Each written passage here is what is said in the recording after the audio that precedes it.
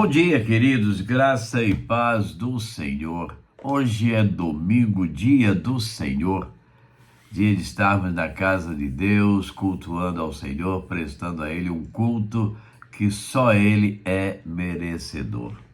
E a nossa lição de hoje, da nossa EBD em casa, traz para você mais um momento importante da Igreja de Jesus Cristo. É a lição de número 8. E o tema de hoje, características das primeiras igrejas. O texto bíblico, Atos 2, 42 a 47 e Atos 4, 32 a 35. Qual o objetivo dessa lição?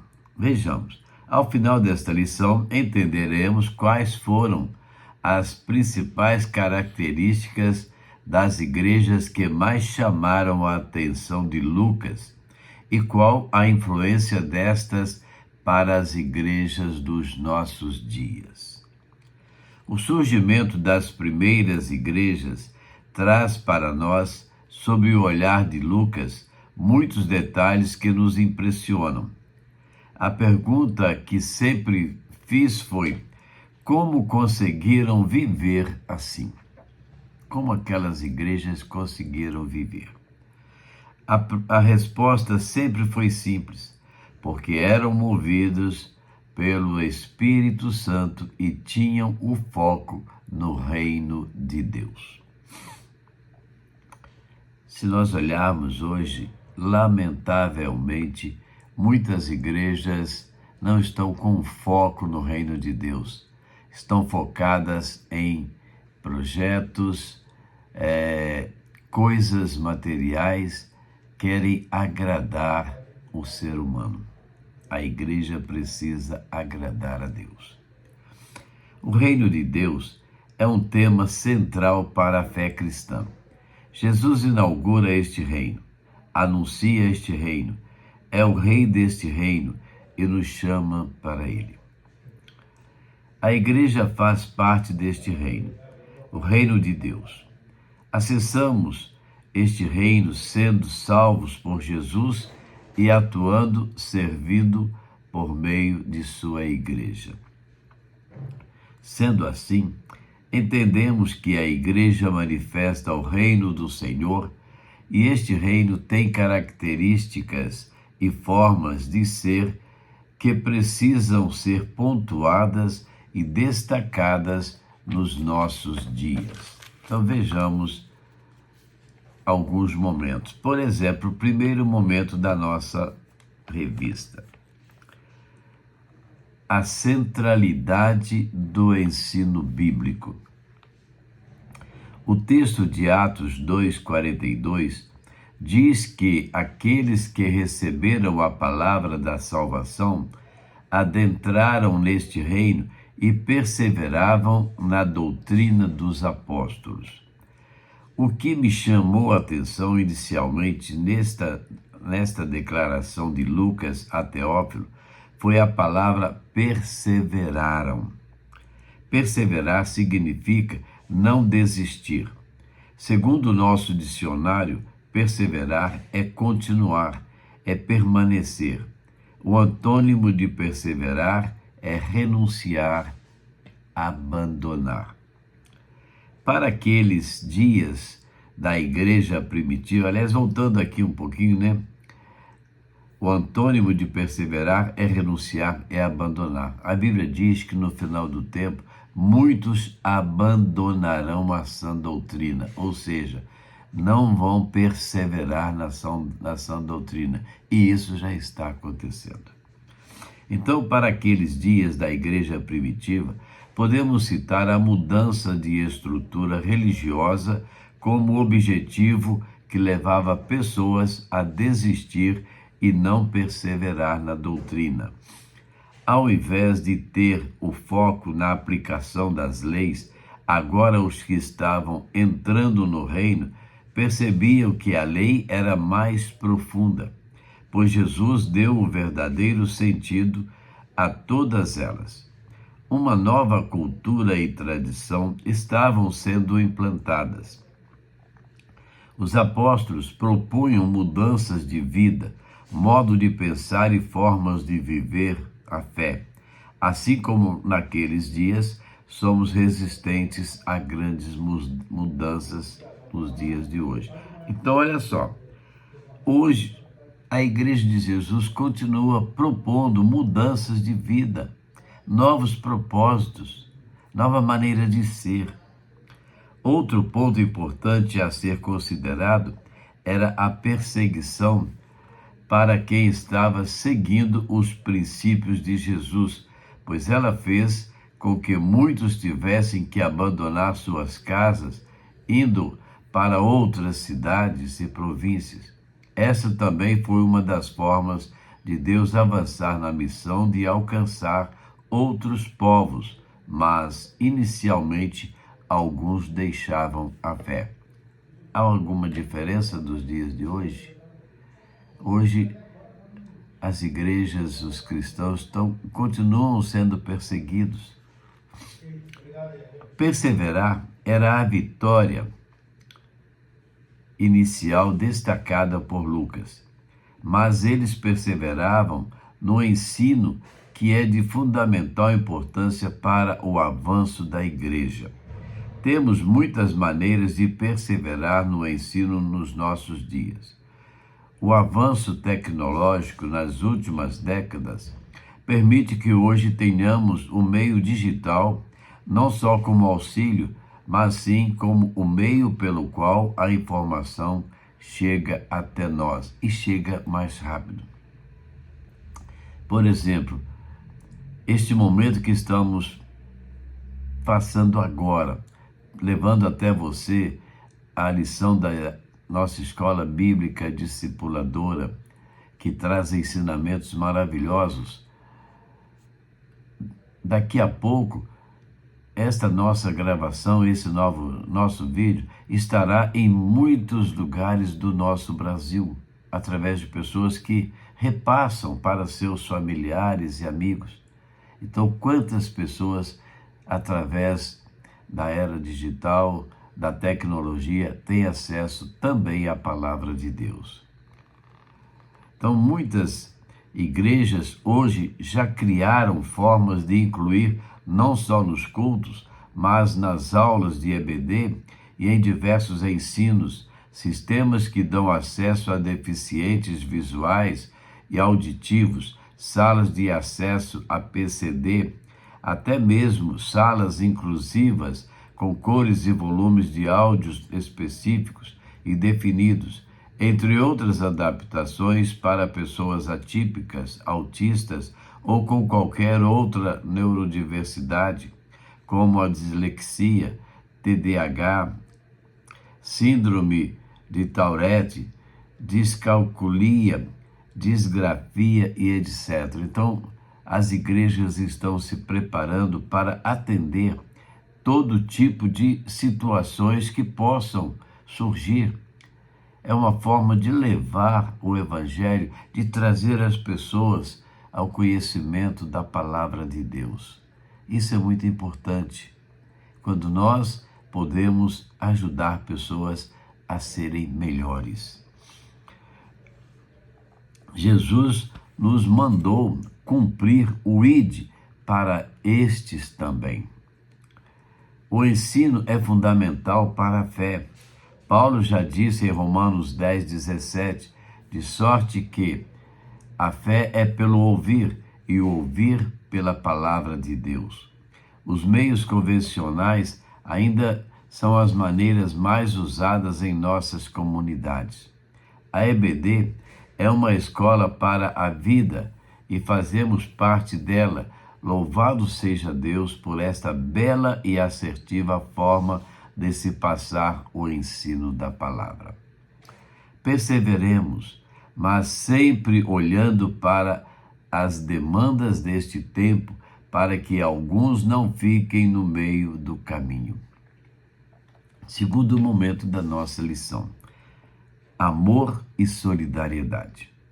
A comunhão solidária foi outra característica marcante nas primeiras comunidades cristãs, seguindo o padrão daqueles que estavam em Jerusalém.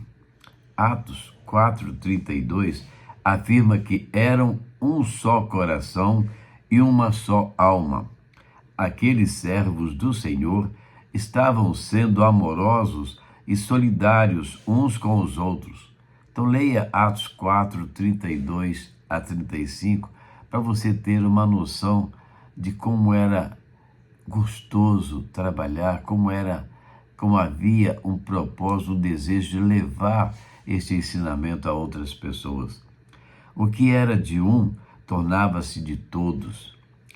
A comunhão estava estabelecida e era a forma de ser igreja. Mas para isso, o texto também diz que havia testemunho da ressurreição do Senhor Jesus. E por isso também abundante graça sobre eles. Graça, amor e solidariedade caminham juntos na perspectiva de Lucas. O amor, solidariedade é marca da igreja cristocêntrica, focada no ensino e na missão. Lucas ressalta que não havia necessitados entre eles.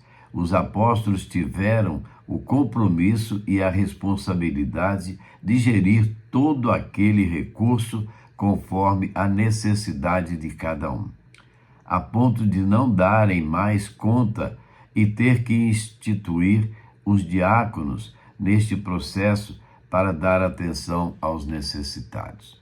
Diáconos, um tipo de serviço que foi olhado, pensado para melhor chegar até as pessoas, e assim os apóstolos continuariam no sentido da pregação da palavra, no ensino da Bíblia. Terceiro momento.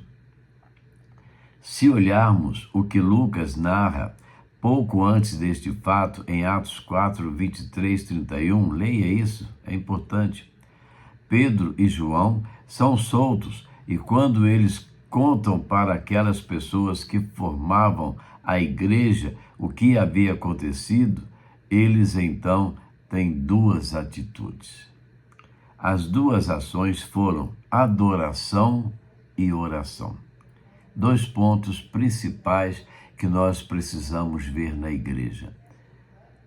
A igreja que ora e adora ao Senhor é uma igreja viva, uma igreja que cresce, uma igreja que cumpre a missão dada por Jesus.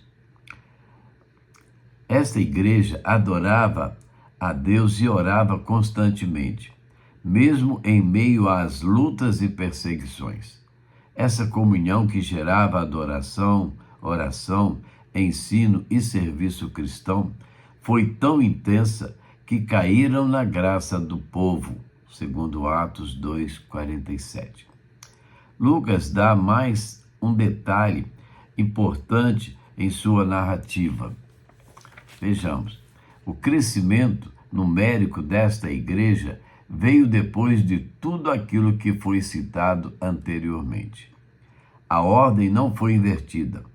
Em alguns casos, percebemos que a busca desenfreada pelo crescimento faz com que a igreja perca o foco essencial de sua existência na sua plantação, a saber, o ensino da palavra, doutrina nos apóstolos, a comunhão, o partir do pão, as orações, o temor, o desejo de estar juntos, de ter tudo em comum, unidade, mesmo na nossa diversidade. A gente aqui falou sobre o desejo de crescimento numérico faz com que a igreja perca o foco principal do ensino da palavra. E eu me lembro de uma vez um pastor disse para mim assim: eu quero a minha igreja cheia, eu faço qualquer negócio para encher a minha igreja. Não deve ser assim, porque muitas igrejas estão ficando cheias de crentes vazios. O que precisa ser cheio é o crente. Ele sim forma a igreja. E um crente cheio da palavra de Deus vai formar uma igreja cheia de pessoas convertidas, restauradas, salvas pelo poder do Espírito Santo. Somos diferentes, mas membros uns dos outros no Senhor, servindo no templo, nas casas, participando com alegres refeições e singeleza de coração, com louvor a Deus, caindo na graça do povo, dando bom testemunho e sendo provas vivas daquilo que Jesus fez e faz e por meio de nós. Aí sim, Deus dá o crescimento, acrescentando dia a dia aqueles que estão sendo salvos. Obra e atuação do Espírito Santo, como narra Atos 2, 42 a 47. Sejamos essa igreja. A igreja viva que Jesus quer que nós sejamos. Não uma igreja festeira, não uma igreja cheia de coisas, novidades, mas uma igreja que segue os ensinamentos dos apóstolos, os ensinamentos da palavra de Deus. Conclusão. Não podemos negar a igreja primitiva e os atos dos apóstolos escolhidos por Jesus nos inspiram a continuidade desta missão. Somos a igreja do Senhor. A comunhão desta igreja, a pregação como a de Pedro e Paulo, as constantes orações no templo e nas casas, o partir do pão, a perseverança na doutrina, uma liderança servidora, os irmãos não passando necessidade, o foco na missão, a atuação e dependência do Espírito Santo, os batismos, a resistência às perseguições e a igreja com tudo isso caindo na graça do povo.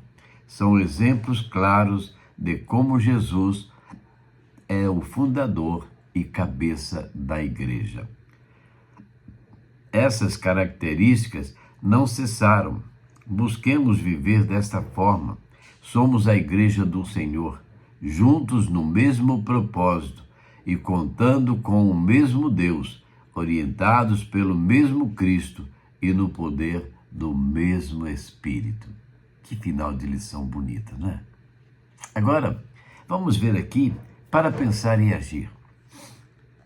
Primeiro, o que falta para sermos esta igreja, ao menos com estas características citadas na lição? Pare e pense, se está faltando alguma coisa, e vamos trabalhar para que isso aconteça. Segundo, olhando para a sua igreja, poderíamos citar todas, mas qual é a característica que você mais admira na sua igreja? Às vezes nós falamos tão mal da igreja, e nós somos a igreja, então estamos falando mal de nós mesmos. Vamos ver aquilo que precisa ser desenvolvido e vamos dar mãos à obra. Vamos juntos trabalhar para que a igreja cresça. Terceiro e último. Agora, olhando para você, dentre as características indicadas na nossa lição de hoje, qual delas você mais tem praticado? E qual delas você precisa melhorar? Olha só, o que você tem feito para a igreja crescer? Em que você pode melhorar para que a igreja seja ainda mais ativa, mais atuante? Pense nisso. Vamos pensar juntos e vamos trabalhar naquele propósito que a igreja do Senhor cresça e o Senhor seja conhecido de todas as pessoas. Amém? Vamos orar?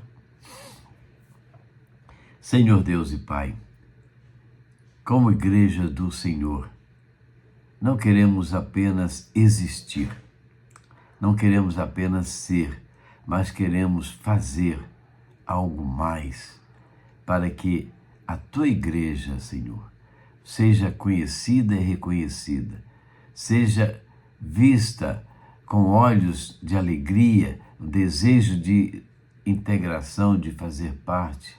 Ó Deus, abra os nossos olhos, dá-nos, ó Deus, disposição, conhecimento para que possamos atuar na Tua igreja, melhorar a nossa maneira, a nossa prática, a nossa participação, e que nós possamos, Deus, através da Tua igreja, levar o Teu Evangelho àqueles que ainda não Te conhecem. Usa-nos, ó Deus, para desenvolvimento e crescimento da Tua igreja, para, ó Deus, a explanação da Tua palavra, para que o Teu Evangelho cresça, ó Senhor, e o Teu nome seja glorificado. Abençoa-nos, ó Deus, abençoa as Tuas igrejas, abençoa as lideranças das Tuas igrejas, abençoa as nossas famílias, Pai, nossos filhos, nossos netos, todos aqueles que integram o nosso corpo de família. Abençoa-nos, ó Deus, e que nós sejamos crentes mais dedicados ao Senhor. Usa-nos, ó Deus. No nome de Jesus, nós oramos e ainda clamamos pelo nosso país, pelo nosso Brasil, pelas Tuas igrejas, pelas coisas que vêm acontecendo, que o povo possa ver o poder que o Senhor tem e usa e possa se converter ao Senhor Jesus Cristo. Muito obrigado, Pai. Nós oramos no nome de Jesus, nosso Senhor e Salvador. Amém. Você pode dizer amém? Mas, diante de tantas coisas que vêm acontecendo, o hino 328 diz assim: sossegai.